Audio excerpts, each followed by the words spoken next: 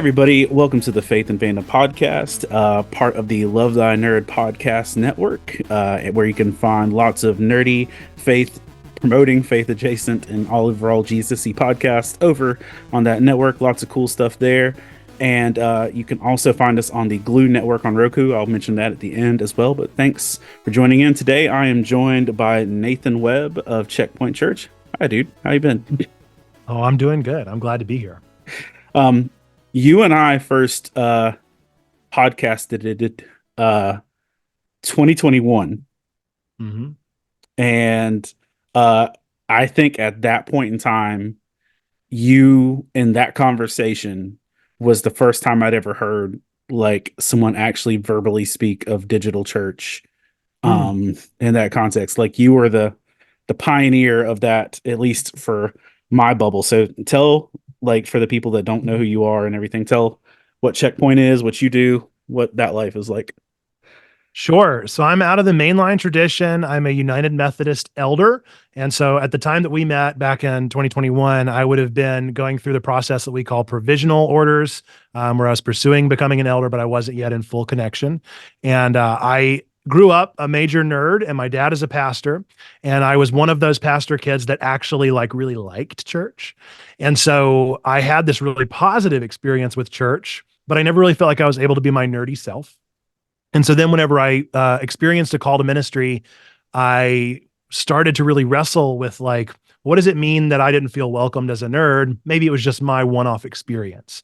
But then whenever I went to undergrad, I discovered that that wasn't the case, and that in fact, nerds just weren't really welcome in the church, maybe as a fallout from the Satanic Panic, or maybe it was just kind of a bias that they would be well suited to the sound booth, and that was about it. But then at some point I realized, hey, maybe there could be something here. And so in 2020, I finished up seminary and just wanted to get a bug in the ear of our church developers in the conference and just kind of let them know who I was and a vision that I had for the future. I thought maybe I'll plant a church in 5 to 10 years. But lo and behold, the church developer in the conference was a major nerd and had played D&D with his college buddies for 20 years after college and just loved it, absolutely enjoyed every minute of it, and got what I was trying to do. That conversation happened in February of 2020. And then March of 2020 happened. So we pretty quickly had to pivot. Yeah. So originally the pitch was not for a digital church. We wanted to do something very similar to what Love Thy Nerd does at cons. We wanted to kind of go serve at cons and be present in those spaces and just get to know them. And of course, I thought I was the first one that had ever thought of this before discovering how many others had done it. Everybody thinks they're the first one. Yeah. But I got into it and wanted that, and then March happened and we had to pivot and revision. And so the question that I asked was, where are the nerds if they're not at con? And the answer was, they're on Twitch. So we started streaming on Twitch and wanted to meet people there, and still didn't have the vision for the digital church. We kind of just wanted to gather people online, but still kind of envisioned what about a game shop? That, the front is a game store and that sustains the ministry. The back is a church and that enlivens the people. Still, we were stubborn, and then we just discovered we had a thing on Twitch that was happening, and people were forming, and a community was forming. And so they taught me about Discord. I had never heard of Discord, and I discovered that it was the coolest thing I could have possibly dreamed of. And the more and more that I've gotten into it, the more and more convinced I am that it is not just a satisfactory form of church, but is a true exemplary form of church. And so we have a digital church building on Discord that we call Checkpoint Church. And that is where we gather 24/7 in what I like to kind of don a neo-monastic expression of church. We are doing what the monks did. We really are gathered 24/7 on Discord. But we're just online instead of in the monastery. But it's an interesting and fascinating thing that we've built over the course of these past 4 years, and wanted to discover how to do discipleship through there. And that led us to YouTube, and the folks wanted to learn how to serve. And that led us to a thing that we call level 2, which is just a level of service within our community. And we needed moderators, so we created the Guardians. And the next thing we decide we need, we're going to create as well. We're very adaptable and a scrappy bunch, continuing to learn what does it mean to be church that is happening digitally. So I know, I've seen you post different number stuff, and I know everything's not numbers based and everything. I've seen you post different number stuff and had conversations with you over the times. Um, how many like leaders slash elders, deacons, whatever you would like make the label as, how many people are like beside you serving with you to make this happen? Oof, it's such a tough question. So as far as staff, like paid people, it's just me. Yeah, and I'm I appointed. knew that part. I'm appointed to the thing, and we have not figured out sustainability enough to the point where we're able to hire somebody. But and I've mentioned this to the powers that be within the UMC. We're past the point of needing another pastor. We are to the point that if a church was the size that we are in a physical brick and mortar traditional style, then it would be baffling that they have one pastor and no administrator and no fill in the blank, because we are far beyond the numbers of the point that we need to have. Purely based off of leaders. So I mentioned we have this thing called level 2. And all of that requires is that people let me know that they want to serve the space. So whether that means they're leaders in the space is kind of up to them how they take that service.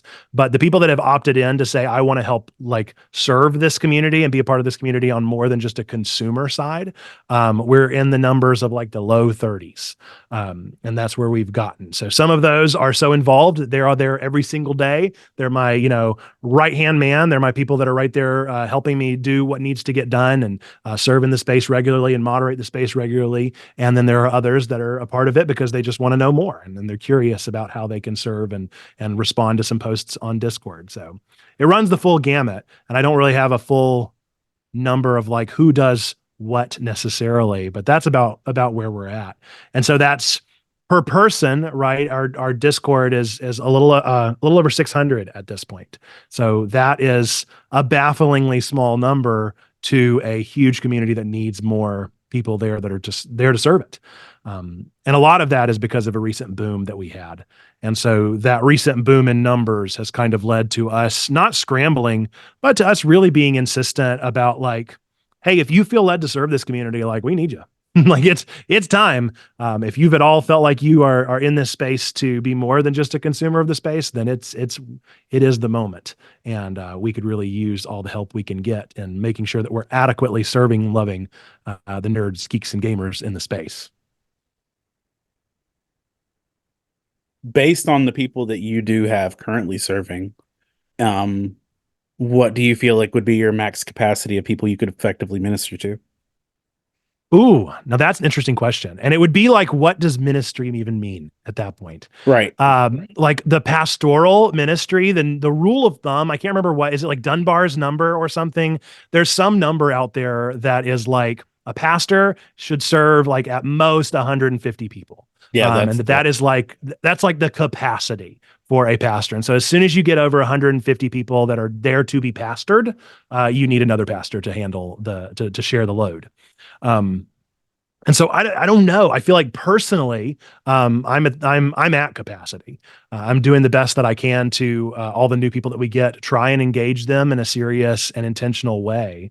But between all the other things that are happening, it's tough, and I'm stretched pretty thin, and I have to be pretty rigid with my boundaries. And I'm thankful my wife is very good at boundaries, and being a PK, I'm very good at boundaries because I saw what it did to my dad. But that doesn't make it necessarily the easiest thing in the world. I have to do it for my own mental health and for my familial health. Um, the reason I say it's tricky is because of the internet and because of what I just experienced with this video. So I mentioned the boom, and I'll try not to talk about it too much because I feel like it's all that I've talked about. It got to the point where I apologized on Facebook because I was like, I'm posting about this every day, and I'm so sorry. Like, I feel like y'all are getting annoyed at how much, and nobody was telling me I was being annoying, but I was like, if I saw somebody who only talked about one thing, I would probably be irritated. So I maybe read a little bit too much into my own biases, but we had a video that popped off to the point of making us YouTube partners pretty much overnight. And we reached, I think we're at 180,000 views on that video, which for comparison's sake, our highest viewed video before this one was at 6,000 views. So that we went from 6,000 views being our absolute cap of all caps to now 180,000 plus views. It's insane, the growth that we've experienced. But what really has struck me and has caused me to kind of question the power of the internet to do ministry is the comment section. If you go through and scroll through the comments of this video, we have nearly 1,300 comments on this one alone. And just for context, it's on the television show Hasbbeen Hotel from Amazon, which is a really risque theme. It is a challenging story. It is not something that is comfortable for Christians, and so a lot of Christians lashed out against it on YouTube. And so what happened was I presented a really just equitable viewing of it. I don't think I praised its glories or anything, but I just tried to approach it in a fair manner and was like, hey, maybe we're overreacting a little bit, church. Let's try and just enjoy this media for what it is. And whenever I did that, it just struck people as like, finally, a pastor is seeing me for me. Finally, a pastor is meeting me where I'm at. I read comments that said, I would have never left the church if this had been the church that I was a part of. If somebody had treated me this way, then I can't tell you how much it would have meant to me back in those days before the church hurt me. And so there was so much visceral church hurt and kind of an ex-church experience that was so soothed by this random video that I really didn't even talk about it that much in there. There were just people that were comforted in a way that somebody was willing to hear them and be there for them in the media that they love and that they enjoy. And that has been a real game changer. Like if you had asked me before this video, I probably would have said just 150 people. It's how many I can serve as a pastor. And I think that's true. But Checkpoint Church has a unique capacity, being an internet-based church, to reach a dramatically larger audience of people who really need to hear our message that they matter to God, and that we believe that nerds, geeks, and gamers truly do matter and are worthy of God's love and are worthy of being told that. One of the things that one of the things I've tried to really kind of keep reminding myself and grasp being in this nerd ministry space is we're called to different congregations and different people for different purposes. Like I've never been on Twitch like at all. And I know you like live there. And not like and, Jate. No, not like Jate Live. I bow to Sensei there with the ones that are yeah. streaming, 10 to 12 hours a day. I humbly concede that one. And that's the thing, even with talking with Jate before, I was just like, foreign concept, no idea. I was like, and even like with your response to Discord, I still feel like an elderly man trying to find my notifications, because like even I mentioned that something about Discord before it got started, and I'm literally like, where do I go? But one thing that's like, I was happy for you when your has been video popped off, because you're in a different space than I am in some capacities. Funny thing, I had a has been video experience that was like 1,000% the other direction, but I'm also not mad at it, because we reach different people. Right. I do a little Friday morning, hey, here's some news from this week thing, just while I'm drinking my coffee before I leave on Friday mornings, and I do like a little Facebook Live video for that. And it was the week Hasbbeen Hotel was dropping, and I said, "Oh, hey, by the way, Hasbbeen Hotel is going to drop on Amazon next week." And I got, just for announcing that it was existing, I got a loving reprimand from somebody. And here's the thing: I know the person 1,000% meant well, and I was like, "Okay, I appreciate your perspective with that. Noted." But it's just like I mentioned it once and like was like, whoa.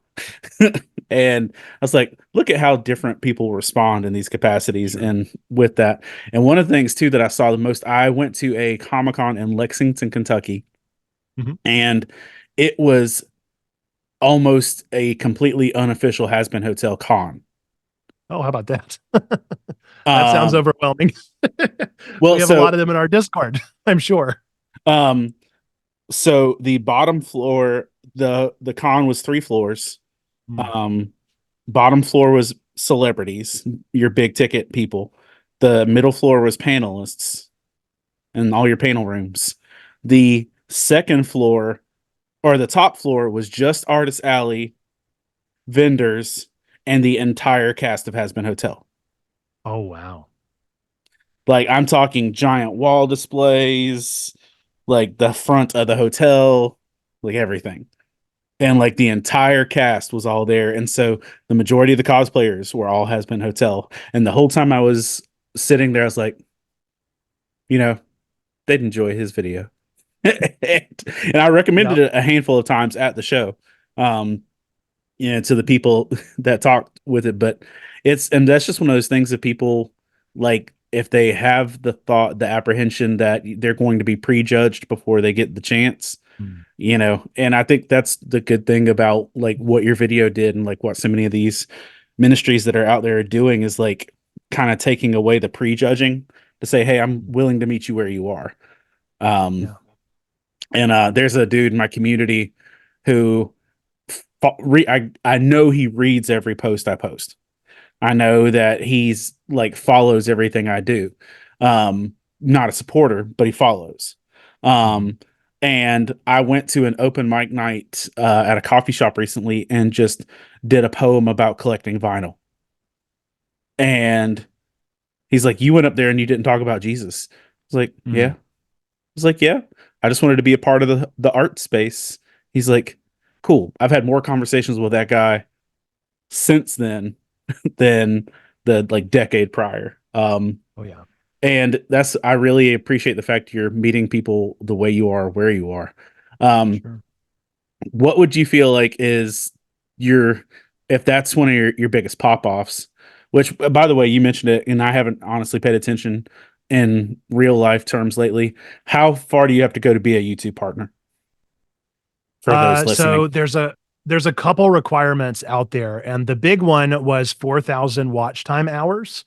And so we were like, we'll never get there. We've been on YouTube for 4 years, and you got to have 4,000 within the span of 12 months. And so the highest we ever got, even when we were making the most content and getting the most views, was somewhere under the 2,000 marks. We were barely halfway.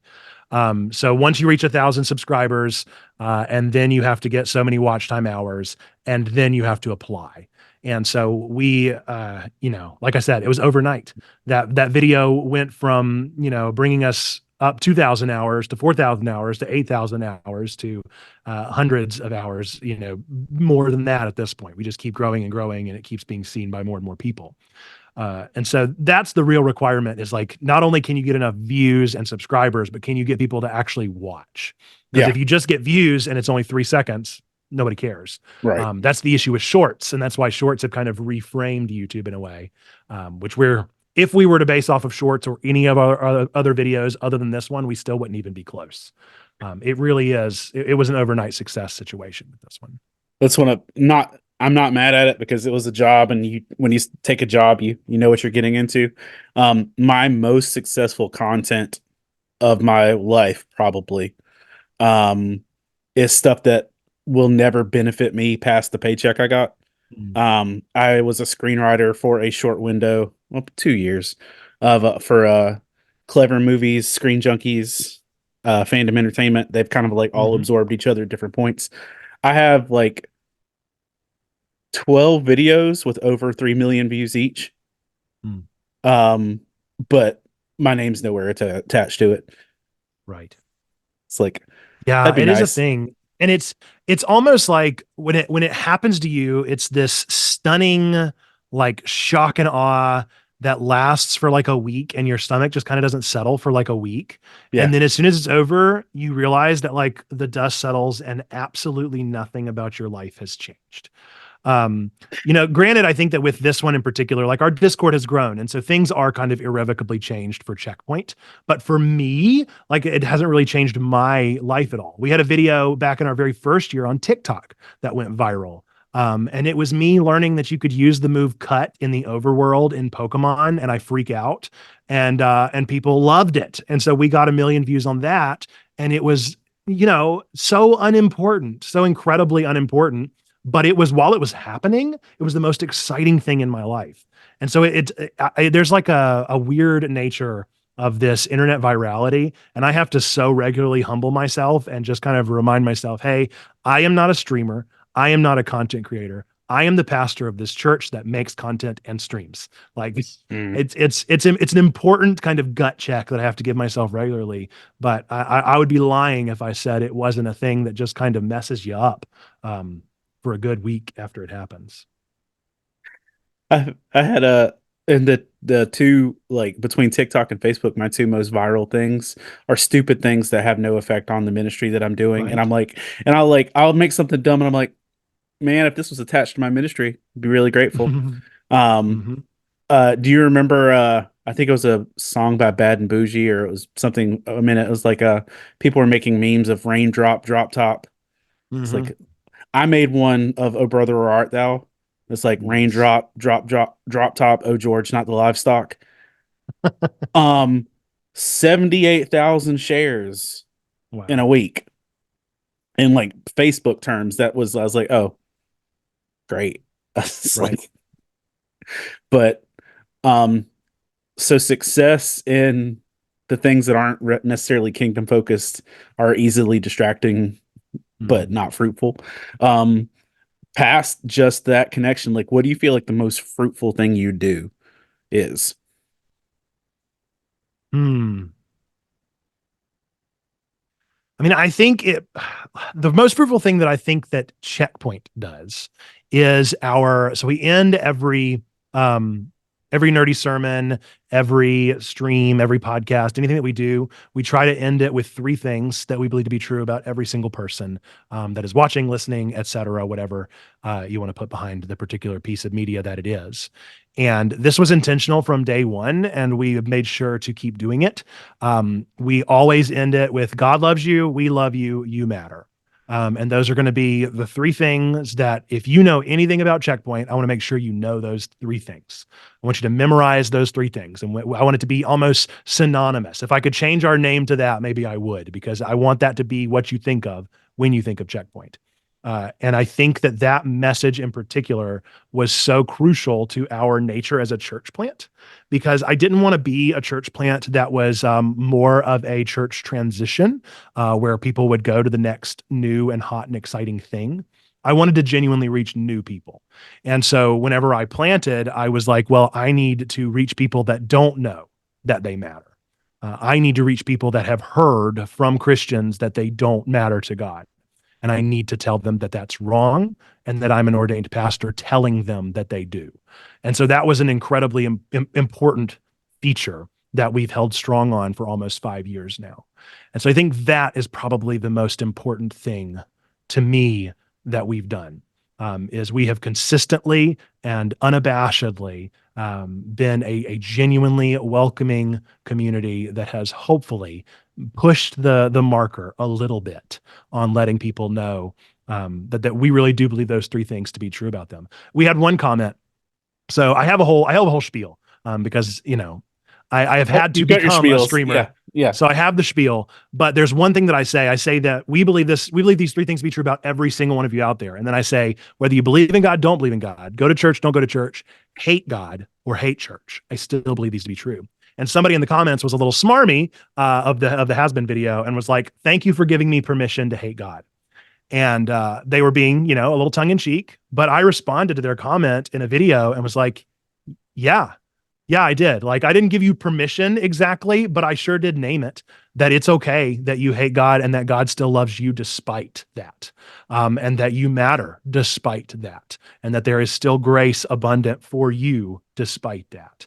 And that's an important point. And so, it's things like that, but it's making sure that like, I don't want to always necessarily be like saying the radical thing, but there are certain things that I think are extremes that we should exemplify and let people know that we really are living a holy and set apart life. And a part of that holy and set apart life is that we really do believe in a God that died for all of our sins, and a God that does offer grace for all, that atones everything, including a hatred before we understand what we're even doing. Um, and do I deep dive into the theology of it every time I say it? No, but I say it because it gets people's attention, and hopefully lets them know that maybe if it's just in the back of their mind, they know in that moment that they truly do matter. And that's the kind of stuff that will have lasting, like, triggers and memories for people when they have the fears and doubts and things. I had at that same Hasbeen con that I was at, um, I had a mom just burst into tears Mm, at my booth because she looked down at my little sticker display, and I'd made a VeggieTales centric sticker that just had a mhm, tomato, and in the tomato it says God made you special and he loves you very much. And mm, just because for the VeggieTales fans that were throwback people there, and she read that, she's like, I haven't heard this in so long, and just started bawling. mm, Because like she's like, and we just got into a conversation about, she's like, I always believed that. I was like, I knew a animated tomato was telling me, but I believed it. Um, oh, and when people can come to believe that, I think it's probably one of my turning points of just realizing the effectiveness of what this type of ministry can do is we were at a, and I've mentioned this one a lot. It's just like one of those core memory moments was there's a young lady cosplaying as Deku. We were at the biggest show in North Carolina at that point. Well, maybe not at that point, but Galaxy Con Raleigh at that time. There was a street preacher outside condemning mm, everybody that walked in, and telling them, if they cosplay, they're going to hell. If you go into that building, you're going to hell, et cetera, et mm, cetera. And this young lady came up to me and in tears, ruining her little green makeup that was, around her eyes and everything. She's like, I just need to know if God actually hates me.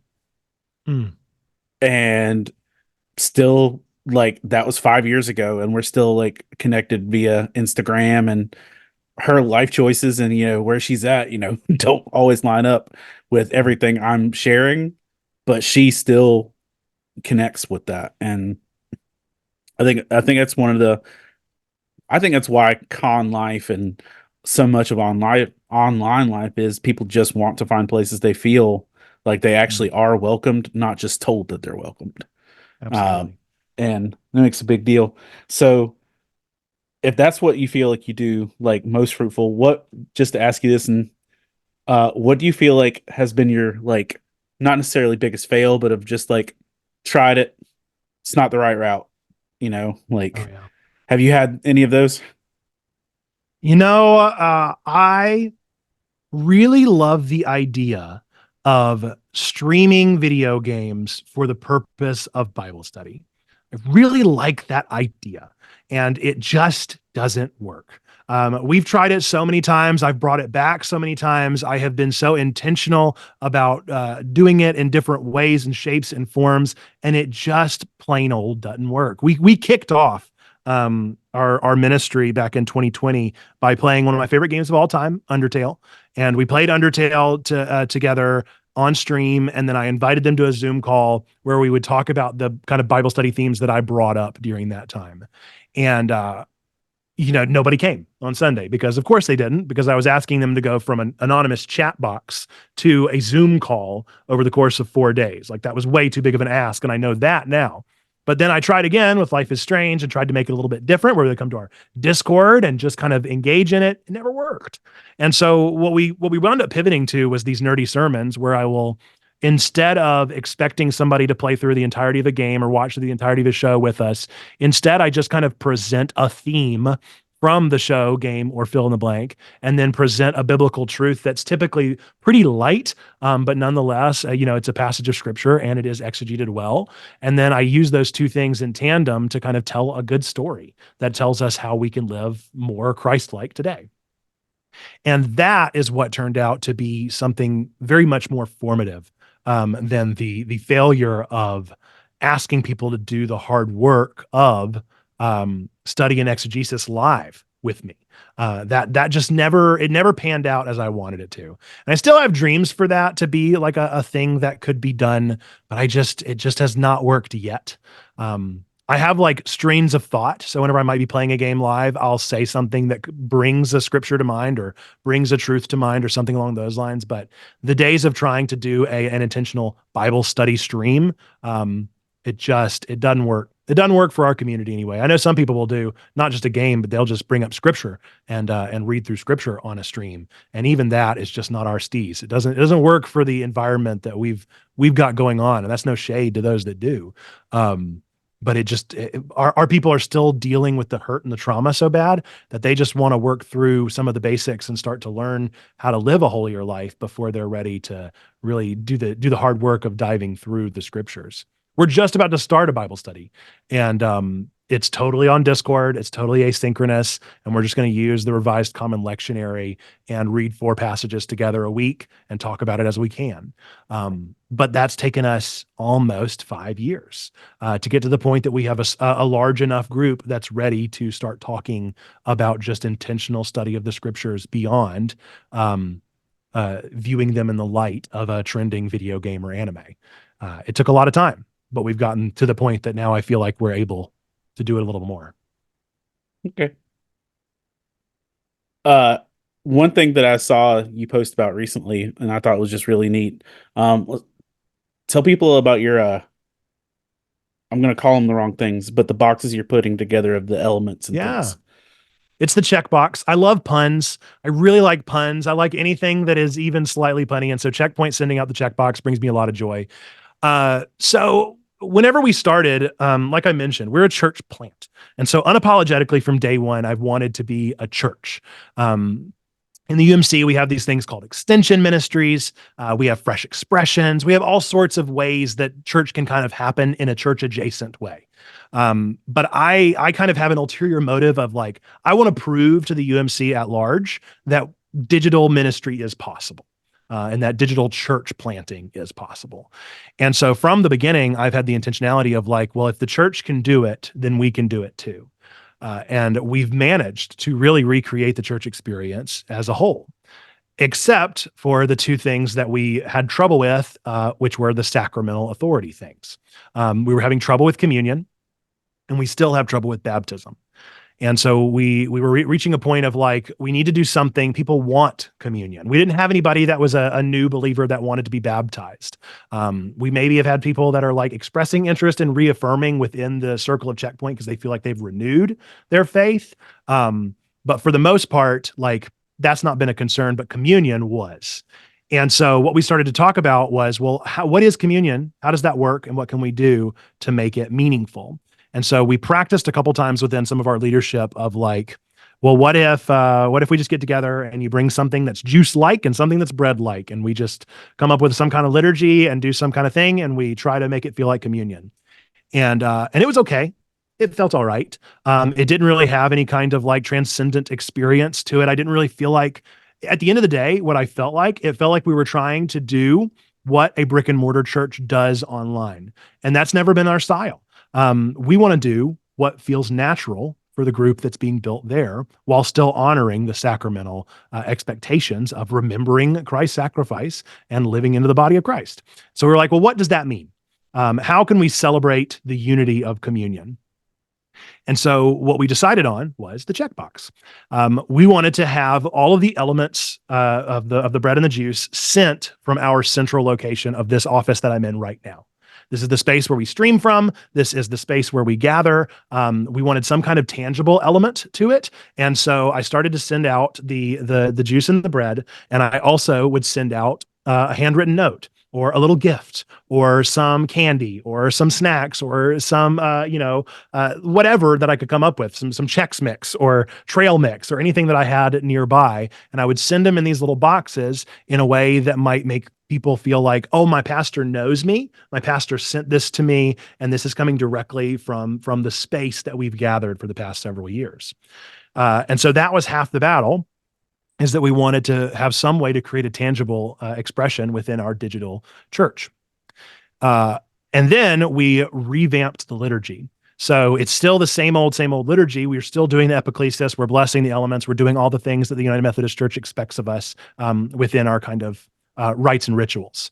But we've also added an element where I broadcast on like a Zoom call, on a Discord call, I broadcast our logo. And after we've already blessed the elements, I ask everyone, traditionally during the time that you would come up and actually get the bread and juice, I ask everyone to place their thumb or their hand or whatever, if they're using a phone or a screen, place their hand or their thumb on the symbol.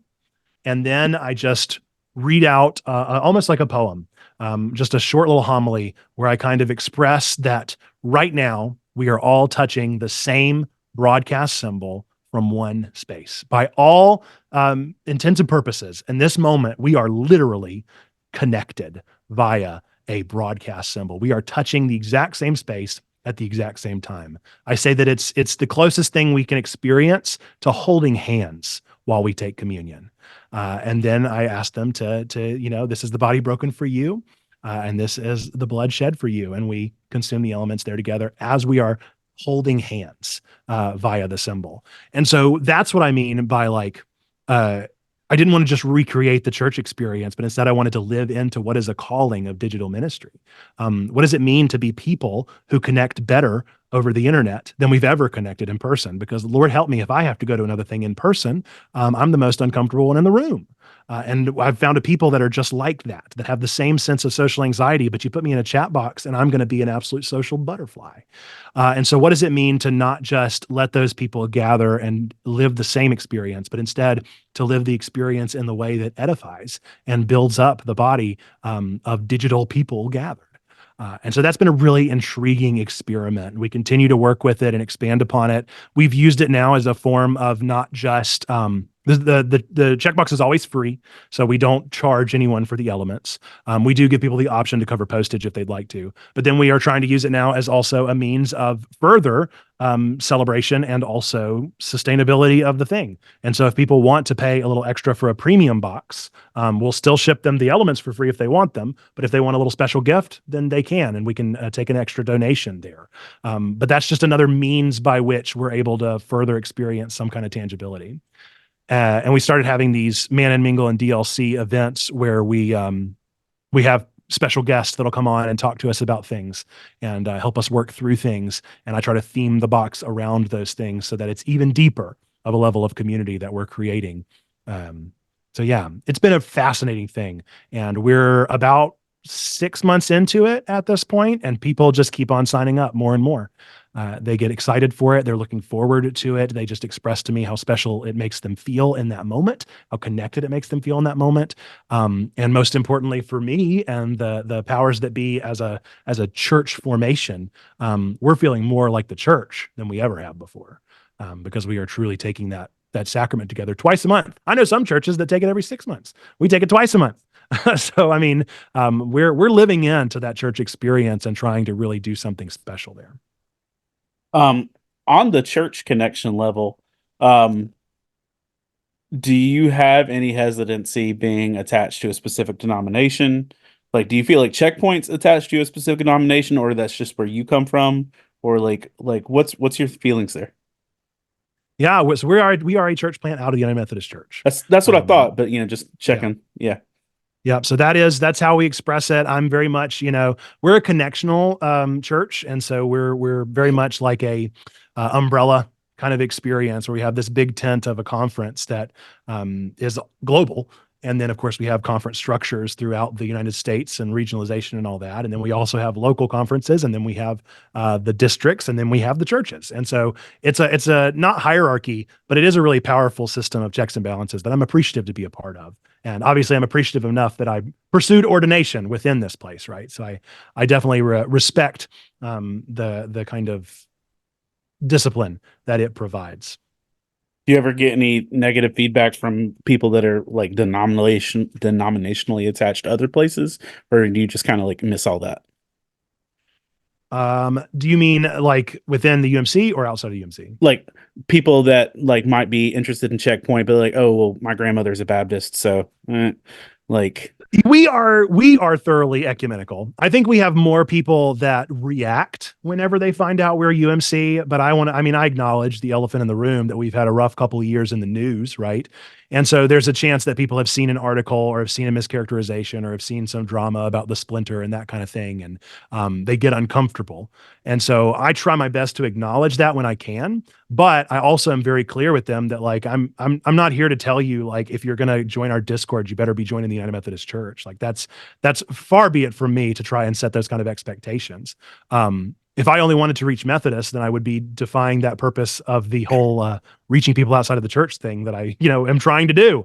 Yeah, of course, I want to encourage people to explore the same discipline and the same discoveries that I've made within my denomination.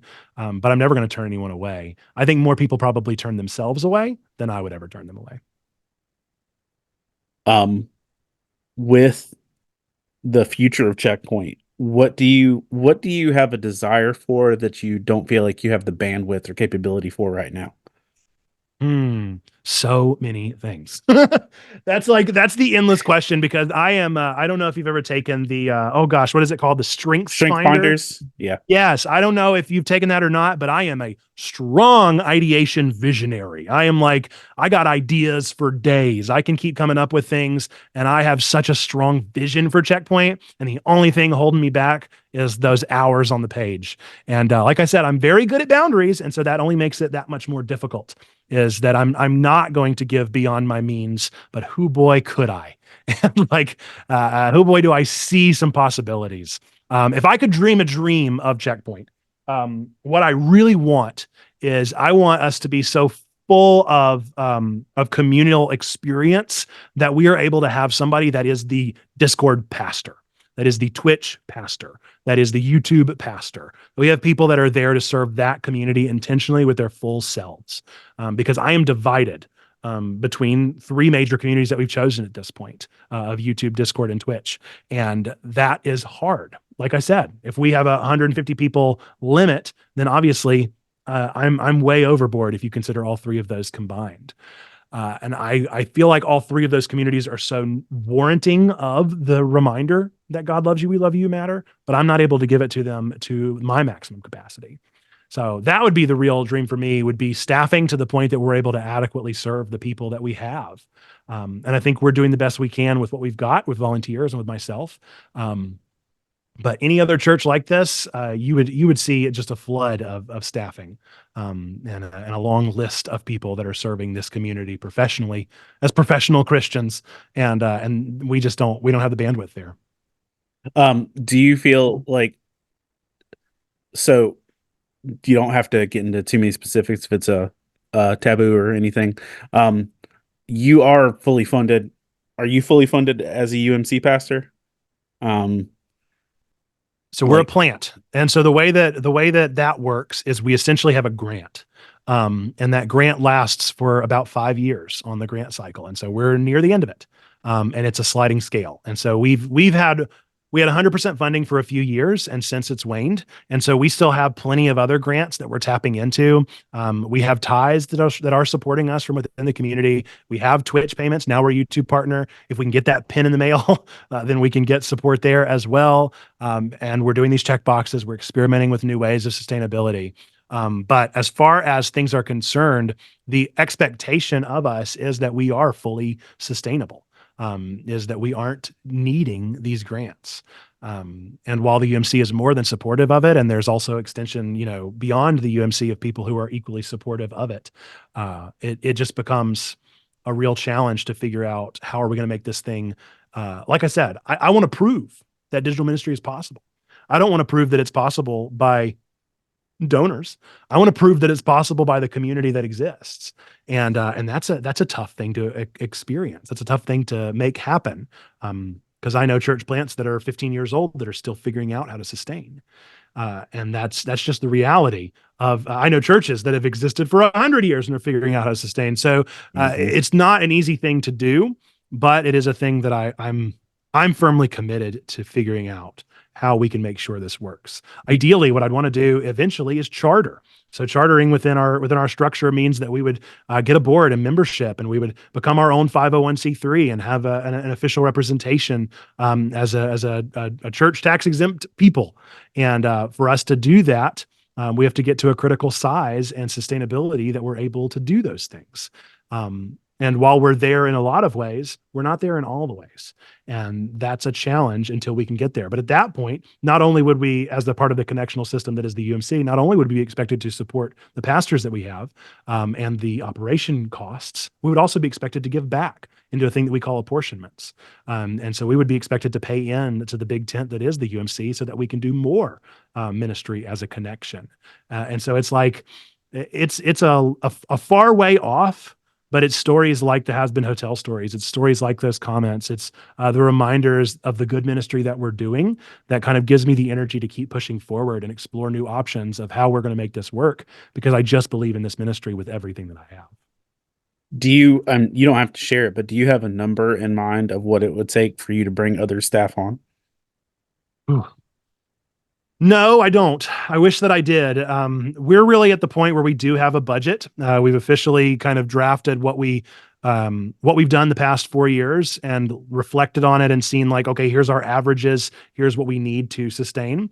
And then of course we have my kind of mandated salary via the conference and the structure that says, all right, you're an ordained elder. This is how much we expect, and Social Security and all that. But we can't reach that yet. And so I feel like how can we support a staff if we aren't quite yet able to meet the expectations that we have set upon ourselves? Okay. For me, what it would really come down to would probably be finding a grant and finding a grantor to support a staffing position, which is rare. But I don't think it's impossible. I actually wrote I don't know if I should say, but I wrote to a particular charitable giver about the possibility of like, hey, will you support interns? Like, can you support interns for us? Because nobody else is doing this and I'll train them.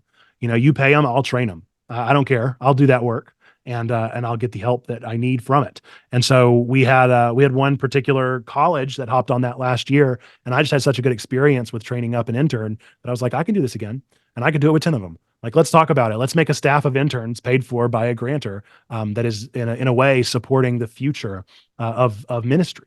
So who knows? Who knows what people will do and what they'll go with? I'm going to keep writing letters and keep on talking to people and rubbing elbows and saying that this is the future that is possible for the church. And whether it's the future or not, it is making a huge impact here and now. And so we need to celebrate that and equip people with what we've got. So all the vision, all the praises you've seen, just ask this. Um, where is your biggest backlash been or criticism been?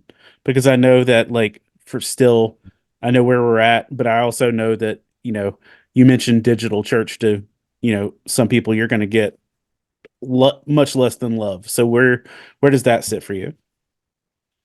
Yeah. Yeah. Thankfully, the UMC for the most part has been very supportive. But I do think that if I experience pushback, it is ironically from the Christians. And it frustrates me to no end that the church just insists on eating itself and insists on putting others down instead of celebrating the work that the Holy Spirit is doing in ways that we don't understand. And so that's a real stressor for me. And I have to do my best that I possibly can to let those things kind of go in one ear and out the other whenever we have somebody that's a particularly powerful naysayer. If they're trying to distract from the real call of what we're doing because of something that they disagree with, then we're doing too much important work to let that drag us down and keep us distracted from the mission that we really have in front of us. And so any backlash that we receive, I kind of try to receive it as generously as I can. I respond when and if I am able. And at a certain point, I think you got to kind of kick the dust off your boots and move on from some people that are simply just not going to be swayed. I can continue to tell stories and I can continue to tell things that are going well. And if those folks want to hear those stories and see the evidence of ministry, then they'll have to open their eyes. But otherwise, what more can I do? So, I mean, and it's on a very small scale thing of like, um, I hosted a Comic Con at my church building in person in September. And we did it like we had a threefold goal when we did it was one, um, bless and support the artist community. So we made it all the artists, all the vendors were free to set up stuff. You know, there were no fees with that. Um, we wanted to provide an outreach space to connect with our community more. And we wanted to just try and reach different people than we had ever reached. Uh, Mm. and so I pitched it to I work with a pastoral team of about 7 guys, like across different areas and of 3 different like church locations. And pitched it, said, "Hey, I'm doing this. I'm not asking a lot of you. I just need you to show up and I need you to support." So all of my staff, all of the guys I work with, are like, go for it. None, all of them are muggles, and that's fine. I didn't expect a ton from them, but they gave it their best and they really served out. And we ended up like our physical building is not a huge building. It's like not like our at one time capacity is about 150 in our sanctuary space or auditorium space. So we do 2 services on Sundays, and because we can't hold a ton, we ended up with like 30 vendors and artists. And I'm not saying it was a perfect day, but it was a really good day. And the thing that we saw was that we had 248 people that attended that aren't a part of our congregation at all, that have Wow. never set foot in our building before, never connected with us before. And I was like, I was on such a high from Mm. like just the fruit that I was seeing with this. And I found that one of the people in my congregation who I've given the most effort to, serve the most with. Like literally right now, when I get off the phone with you or get off the Zoom with you, uh, I have to call that person because they had to go to the hospital this week Mm. and I need to check up on them. But I found that that one person had been going over my head as far as he could go to try and make sure it didn't wasn't allowed to happen. Mm. Like hand shaking my hand on Sunday, and then like Mm. we can't do this, it's wrong. But like, and they're like, be quiet. Yeah. And but it's just like it's so hard to do to even take a even if people just have a different opinion, it's hard to take when people are just shooting shots at what you find so valuable, even if they don't get the vision. Um, how do you what's your process like for, not letting that hit you when it does happen? I just literally just did a nerdy sermon on pretty much this exact topic. I was talking about X-Men 97 and kind of the backlash that people have had to it. And I just talked a little bit about this sentiment that we have to just tear each other apart. And often the people that come at me for the things that we talk about, whenever we talk about TV shows and cartoons and anime, people come at me all the time talking about how anime is of the devil. And I'm so tired of it. But what I do is more often than not, those people are doing it from a very spiritual stance. And I just assume that they kind of they use the phrase "the enemy" a lot. They're the people that are very much kind of focused on these dark and spiritual forces and spiritual warfare. And I remind people because they also typically like Lewis. So I say, "Do you remember?